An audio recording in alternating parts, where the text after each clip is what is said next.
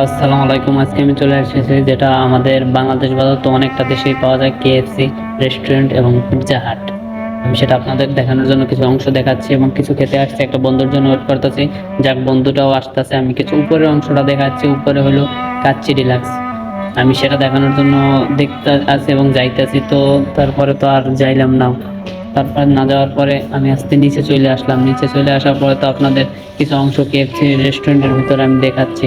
KFC রেস্টুরেন্টের ভিতরে দেখানোর জন্য আমি যখন ঢুকলাম, তার ভিতরে ঢোকার পরে দেখতেছি অনেক লোক ভিড়। তারপরে নিজে একটা ওয়েদার লুক নিলাম। লুক নেওয়ার পরে তো আপনারা দেখতেই পারতেছেন। তারপর একটা বন্ধুও চলে আসলো। ভ্যাপটা বন্ধু নিব। নেওয়ার পর বন্ধুর সাথে কিছু কথা বললাম। বন্ধুরে বললাম যে ভ্যাপটা দাও। তারপর ভ্যাপটা নিয়ে 120 দিয়ে একটা টান দিলাম। বন্ধু ভিডিও করতেছে।